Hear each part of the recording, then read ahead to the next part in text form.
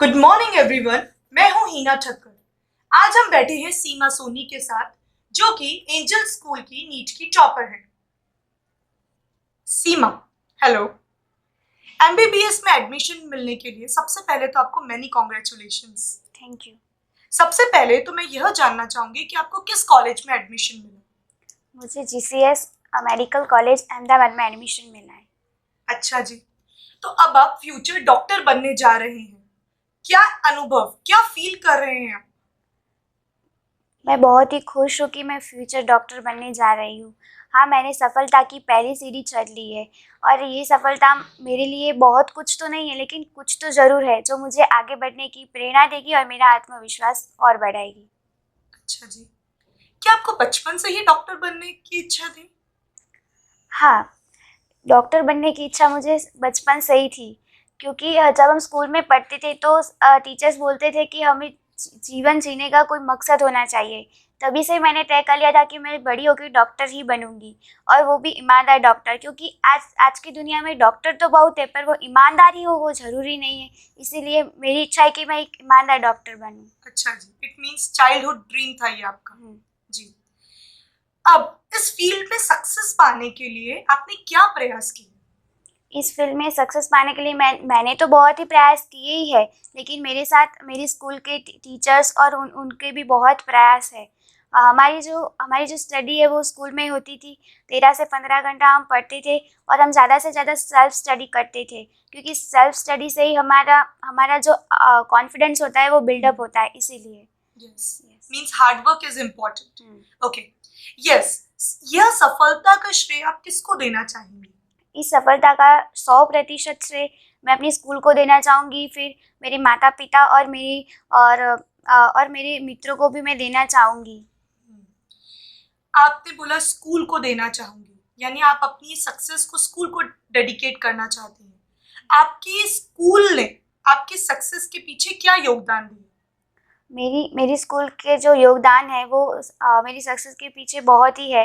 और हम कोचिंग के बिना स्कूल में ही स्टडी करते थे, और यहाँ यहाँ हर एक टीचर हर एक स्टूडेंट को पर्सनल अटेंशन देते थे। इसके कारण हमारा हमारा मतलब जो कॉन्फिडेंट है वो उतना ही रहता था, और जब भी हम कभी डिप्रेस या वो फील होता था तो हमारे टीचर्स और वो हमेशा हमारा सपोर्ट करते थे। मतलब सिर्फ स्टडीज ही नहीं, आपके स्कूल और आपके टीचर्स ने आपको मॉरली बहुत ज्यादा सपोर्ट किया। This is good. इस कोविड पैंडेमिक में आपके स्कूल के टीचर्स ने आपको किस तरह से सपोर्ट किया? जब भी ये कोविड आया तो हमें लगा कि ये शायद हमारी स्टडी रुक जाएगी, लेकिन ऐसा हुआ नहीं, क्योंकि लॉकडाउन होने के बाद ही तुरंत हमारे स्कूल में ऑनलाइन क्लासेस शुरू हो गए, और हमारी सब स्टडी ऑनलाइन के द्वारा होती थी। और जब भी हमारा डाउट होता था वो भी अलग से ऑनलाइन क्लास का डाउट क्लास होता था। वहाँ हमारा ऑल सब डाउट क्लियर हो जाता था।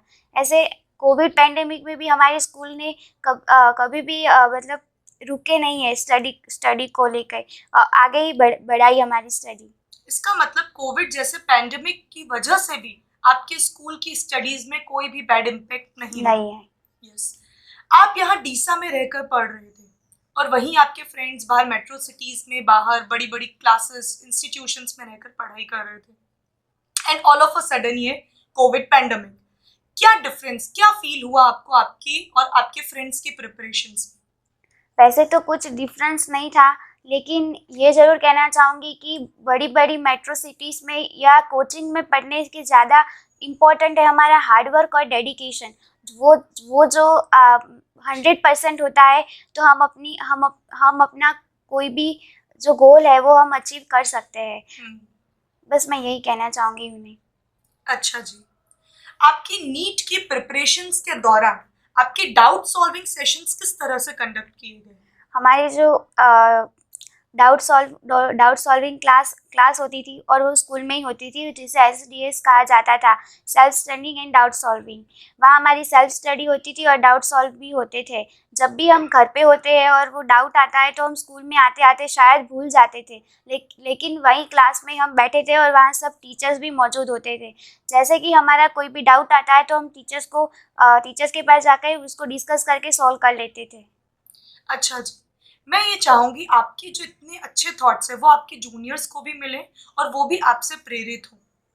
तो आप इस इंटरव्यू के माध्यम से जो लोग अभी आपको सब सुन रहे हैं, आप क्या उन्हें मैसेज देना चाहेंगे? मैं ये कहना चाहूँगी कि नीट की एग्ज़ाम टफ ज़रूर है, लेकिन उसे क्रैक हम कर सकते हैं, जो हमारे पास सेल्फ कॉन्फिडेंस हो और पूरी तैयारी हो। और मैं यही कहना चाहूँगी कि आगे बढ़ते रहिए और मेहनत करते रहिए। ठीक है, थैंक यू। आपसे वेलकम। बात करके हमें बहुत अच्छा फ़ील हुआ।